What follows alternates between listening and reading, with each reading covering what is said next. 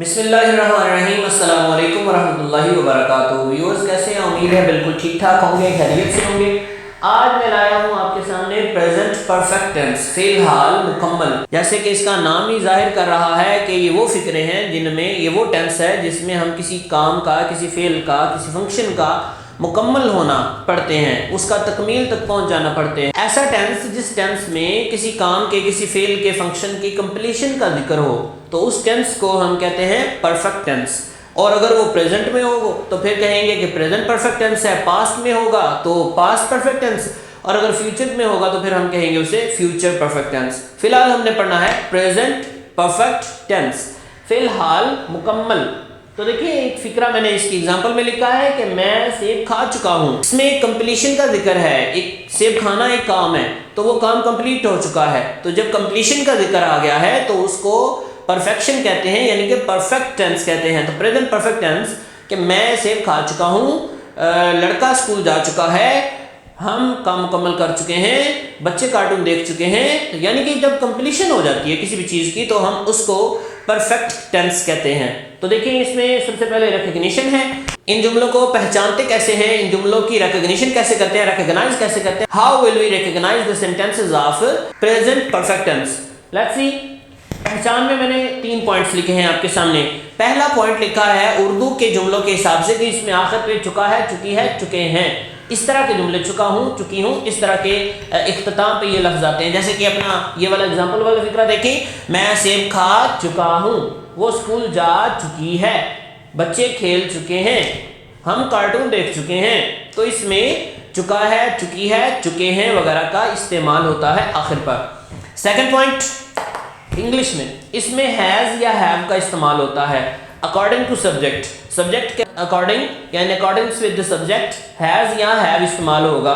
उसके बाद मैं अभी फॉर्मेशन में बताऊंगा कि हैज़ कहाँ इस्तेमाल होगा और हैव कहाँ इस्तेमाल होगा। तीसरे नंबर पे आ जाता है third form of the verb. इन जुमलों में हमेशा वर्ब की थर्ड फॉर्म यूज होगी।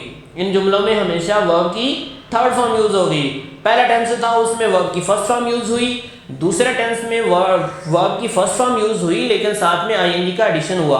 अभी तीसरा टेंस अभी पढ़ रहे हैं प्रेजेंट परफेक्ट टेंस। इसमें वर्ब की तीसरी फॉर्म इस्तेमाल हुआ करेगी, हर वर्ब की। जैसे I have gone to school, you have done your work. तो जो भी फिक्रा होगा जिसमें हैव और हैव का इस्तेमाल होगा और उसमें third form of the verb, main verb इस्तेमाल होगी, उसको हम प्रेजेंट परफेक्ट टेंस का, अगर वो प्रेजेंट का हो, आखिर पे है या है आता है, तो उस फिक्रे को हम प्रेजेंट परफेक्ट टेंस का जुमला कंसिडर करेंगे।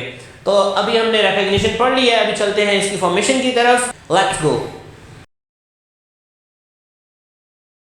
जी। तो फॉर्मेशन में सबसे पहले हम पढ़ेंगे फार्मूला।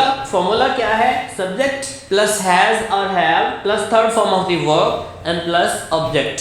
हैज और हैव में एक्सेप्शन है कि एक जगह या हैज इस्तेमाल होगा या हैव इस्तेमाल होगा, दोनों इस्तेमाल नहीं होंगे।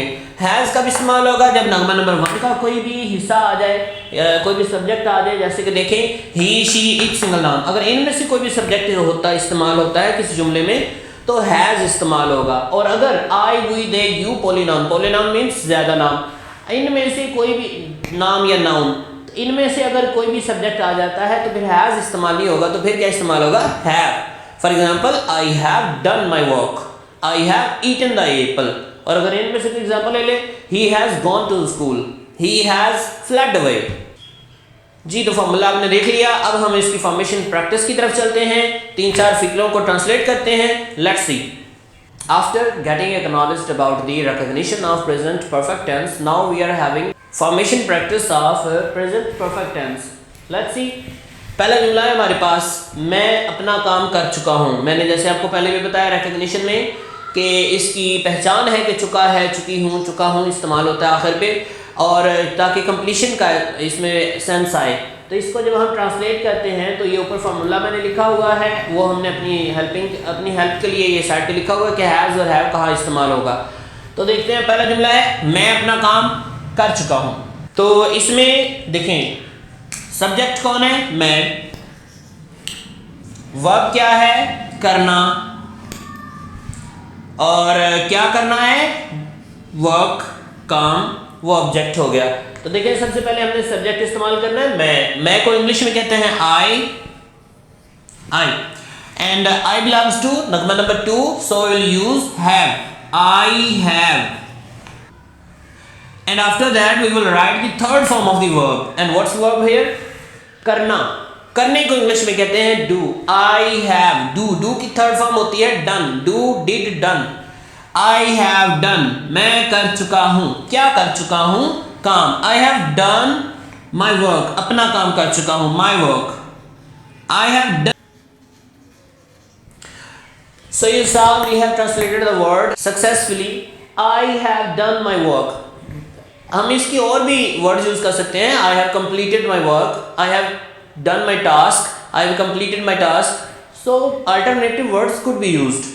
तो अगर कोई और टीचर आपको कोई और वर्ड पढ़ाता है तो दैट में आल्सो भी फाइन, वो भी दुरुस्त हो सकता है, ये भी दुरुस्त है. तो अल्टरनेटिव वर्ड्स इस्तेमाल हो सकते हैं. डन की जगह कंप्लीटेड भी आ सकता है, मुकम्मल करना ही होता है ना वो भी. तो अच्छा उसमें आता है नेक्स्ट फिक्रा है हमारे पास हादी जा चुका है. हादी जा चुका है, तो इसमें सब्जेक्ट है हादी, वर्ब है जाना. तो देखिए Hadi subject, Hadi single noun है, अकेला नाम है हादी. अब यहाँ पे हैज और हैव में सिंगल नाउन ही इस्तेमाल होगा because single noun is the part of Nagma number 1. So Nagma number 1 Hadi has. जाने की इंग्लिश होती है गो. गो की थर्ड फॉर्म होती है gone. Go, went, gone. Hadi has gone. So you सा हादी हैज गॉन. हादी जा चुका है. थर्ड फिक्रा मैंने जो लिखा है वो है अली पत्ता तोड़ चुका है. अली पत्ता तोड़ चुका है. इसको ट्रांसलेट करते हैं, किस तरह लिखेंगे? अली पत्ता तोड़ चुका है. इसमें सब्जेक्ट है हमारा अली और वर्ब क्या है? तोड़ना. क्या टूटा है? क्या तोड़ा गया है? पत्ता. अली है हमारा सब्जेक्ट, पत्ता है ऑब्जेक्ट, तोड़ना है verb. So starting the sentence from Ali. Ali. Ali is a single noun, so it belongs to Nagma number 1 and has will be used.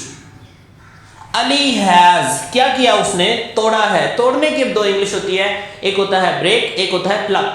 Break means तबाह कर देना, डिस्ट्रॉय कर देना. तो अगर हम पत्ते या फूल के तोड़ने की जब बात करते हैं तो वहां पे वर्ड यूज होता है pluck, PLUCK. Ali has plucked, उसकी थर्ड फॉर्म होती है प्लक्ड. ये मैंने आपको जो वीडियो है हमारी जिसमें हमने पार्ट्स ऑफ स्पीच को डील किया उसमें वर्ब की एक टाइप बताई थी आपको कि एक रेगुलर वर्ब्स होते हैं और इर्रेगुलर वर्ब्स होते हैं.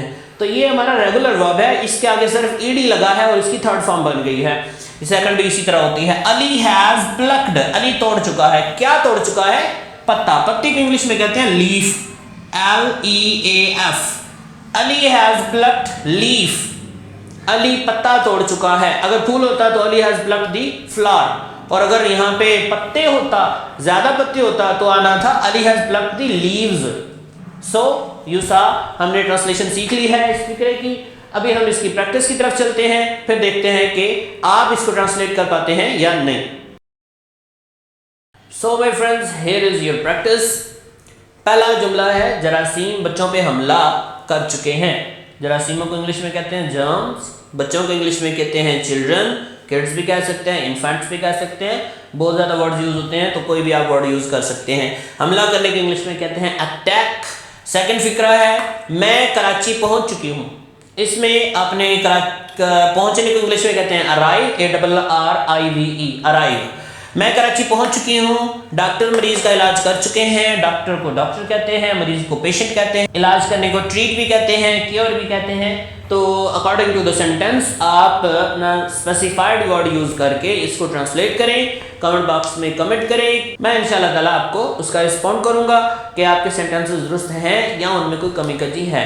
Stay blessed. मिलते हैं अगली वीडियो में. तब तक के लिए अल्लाह हाफिज. वीडियो को लाइक कीजिए, चैनल को सब्सक्राइब कीजिए, दुआओं में याद रखिए. अल्लाह हाफिज. अस्सलाम वालेकुम.